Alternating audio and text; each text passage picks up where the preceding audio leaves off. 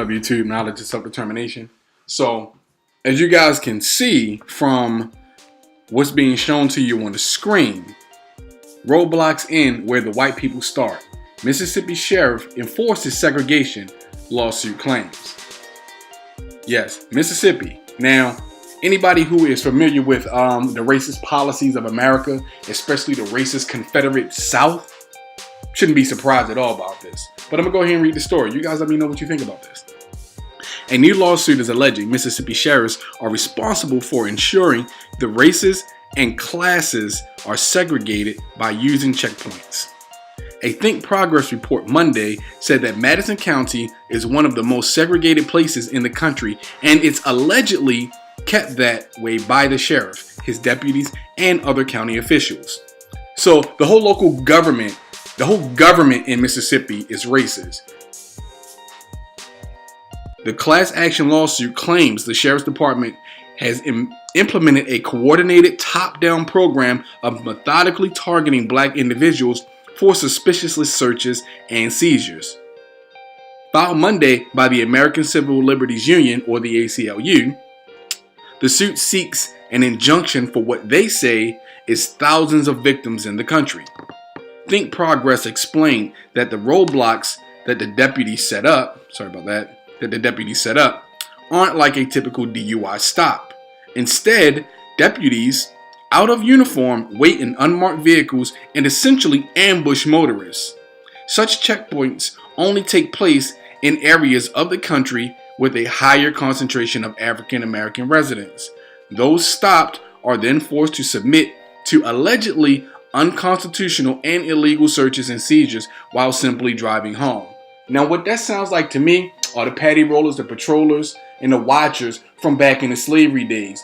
And the guys that started to form the first semblance of a police department after emancipation. These guys weren't uniformed officers at all. They were just given their authority by wealthy landowners in America to basically keep Negroes in line. And they haven't stopped doing that. But most especially in Mississippi, they haven't stopped doing that. Now, the police department was born out of this mentality of keeping black people in check because of white supremacy's fear of black people. Notice I said white supremacy's fear, not white people, because all white people aren't bad. And only the realest white people will tell you the truth about how white people really feel, like Dr. Jane Elliott. Man, I can't believe I can't remember her name right now, but Dr. Jane Elliott is the best example that I can think of at the moment. I'll continue on. The suit claims it's similar to Arizona's Show Your Papers law, except there is no law that was ever passed in Mississippi that encouraged checkpoints to search cars in black areas of the state. The roadblocks end where the white people start, said Bessie Thomas, a 50-year resident of the county. Her two churches are typically in the areas that the deputies are setting up their checkpoints. She's been one of many citizens that have been subjected to the checkpoints and joined the lawsuit. The suit doesn't stop with complaints about roadblocks, however. It alleges the deputies frequently conduct illegal searches at homes of residents in traditionally black neighborhoods It alleges the deputies frequently conduct illegal searches at homes of residents in traditionally black neighborhoods and homes, and they do so without warrants. Deputies have allegedly been shown to randomly harm residents while doing so.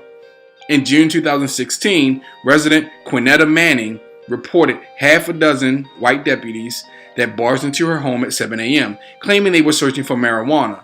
They never found it. Now, what that reminds me of is in the early 60s when President Nixon, Richard Nixon, passed or basically started promoting the war on drugs.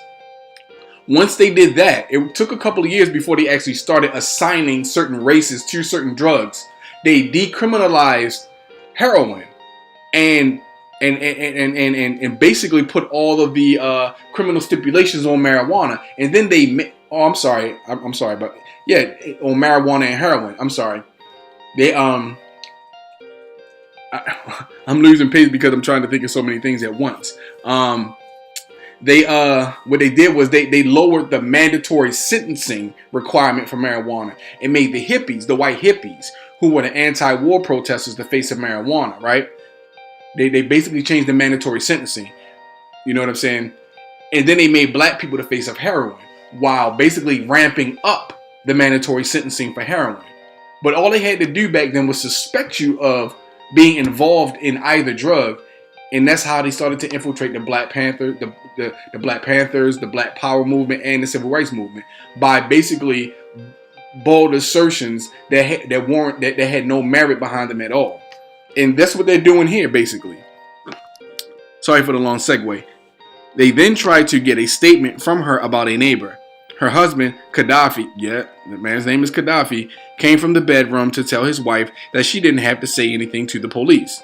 The man walks with a cane due to a nerve condition, and the deputies allegedly cuffed, choked, and beat him before dragging him to a police vehicle in his underwear while calling him Mr. Cripple. Mrs. Manning captured some of the incident on her cell phone. Mr. Manning encountered the deputies once again months after they reached out to the ACLU. This time they approached him in a parking and claimed he was causing trouble by having people come around him asking questions. They then handcuffed him and charged him with driving with a suspended license. Madison County Sheriff Randall Tucker suddenly stopped tracking the complaints from residents after taking office 5 years ago. They also have limited statistics on internal policy information that they've submitted to attorneys, Think Progress reported. Although only 38% of Madison County residents are black, approximately 73% of arrests in Madison County between May and September of 2016 were of black individuals, the suit outlines. We already have very good data, and there's more detail coming in discovery. We're going to get the internal documents of the police department and the county. Sometimes in internal documents, people say things that get right to the heart of the thing, Attorney Jonathan Youngwood told Think Progress. We're confident this is a county-wide problem. The data supports that. The stories support that, he said. Man. So racism is alive and well, especially in Mississippi. But who's actually surprised about that? See, we're seeing a revamp in the post-emancipation days, the post-13th Amendment days, because there was so much outcry from white people after the emancipation of the Negroes, after the 13th Amendment, that they formed the Ku Klux Klan. And they also started, with the Watchers and the Patty Rollers and all that stuff. We're seeing a resurgence in this same mindset. It's never gone anywhere, by the way. It was just covered up with political correctness. But with President Trump, with Donald Trump in office, the white supremacists feel emboldened and empowered enough that they don't have to hide their white supremacy behind a false veil of liberalism, which I'm not a fan of anyway. But now they don't have to hide their racism behind that. They don't have to blanket their racism with that. They could just be outright racist. They can be what they are, white supremacists. And we're seeing an influx of that in today's society. Ever since it's never gone anywhere, but ever since Trump, these people feel emboldened to be the pieces of, human filth that they really are. And I know you guys can't see this title. Mississippi schools still segregated despite court order. I'm just going to read a little bit of this because I'm kind of getting sick of Mississippi right now. A public school district in Mississippi and the federal government are divided over whether the schools are complying with a desegregation order that dates back to the Civil Rights era. The Justice Department has asked a judge to order the Cleveland Police School District to devise and implement a desegregation plan that will immediately dismantle its one-race schools.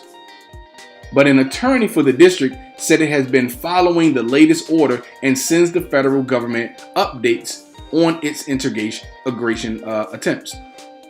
Of our 10 schools, we have 6 that have a significant integrated population, said attorney Jamie Jacks.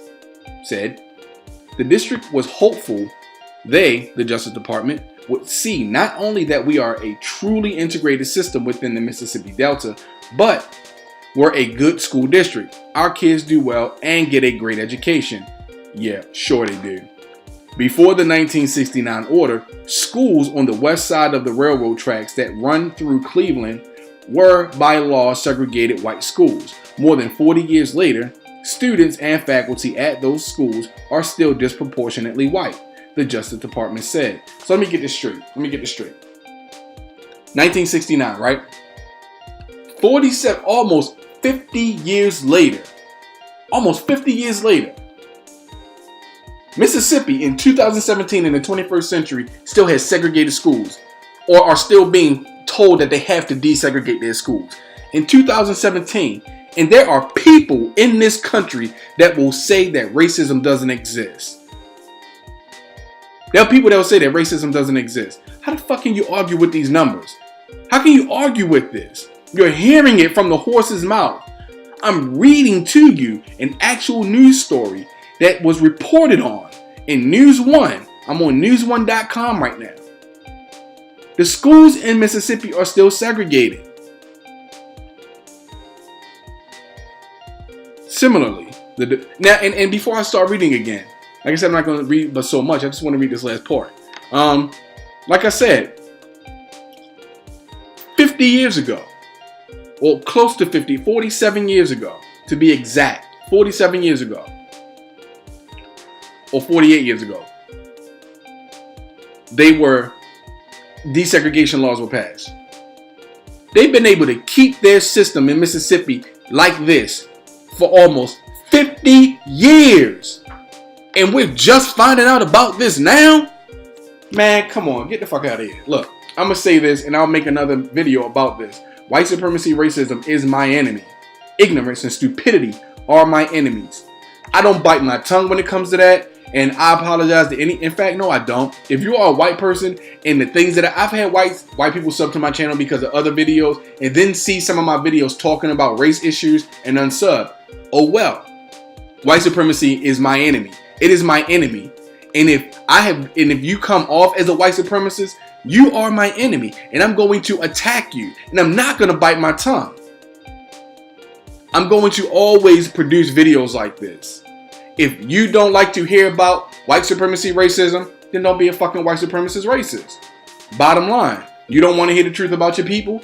Oh fucking well, that's not my problem. But this is happening, and it's happening to my people. You know why nobody else cares about it? Because it's not happening to their people. As soon as black people open up their schools and say white people can't come, guess who's going to be the first people to bitch and complain about it? And these are the facts. I'm just spitting the truth. I'm just speaking the truth.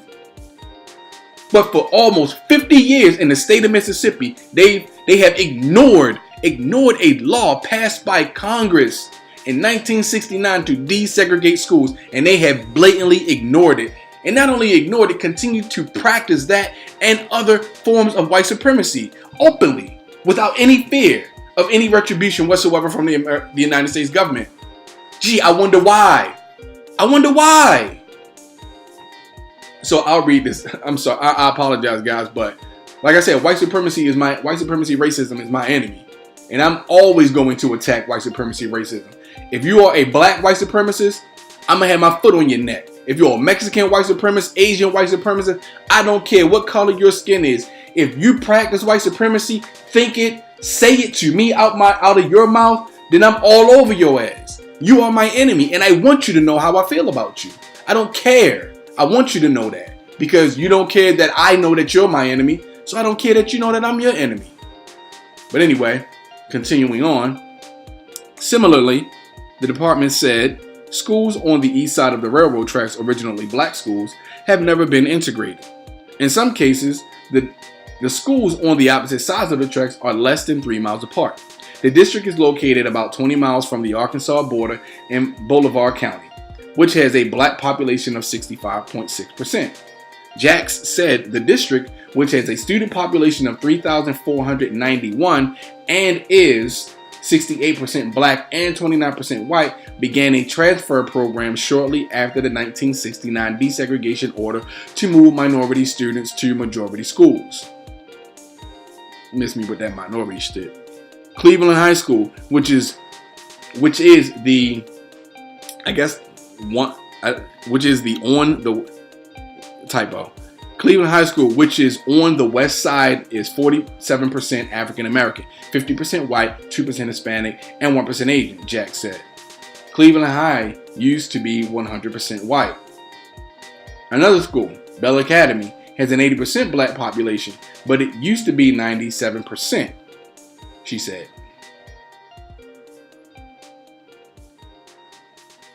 But that's all. Wait, hold up. There was something. I just saw something about Jim Crow. I'm going to read this last part that talks about Jim Crow, and then I'll stop.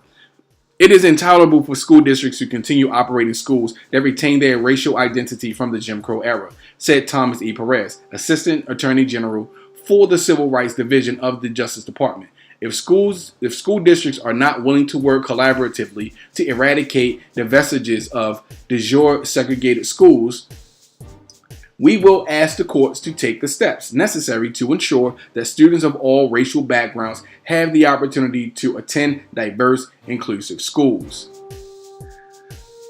This first story here is from Raw Story. And as you can see, Sarah Burris is the reporter who originated this article. Let's see.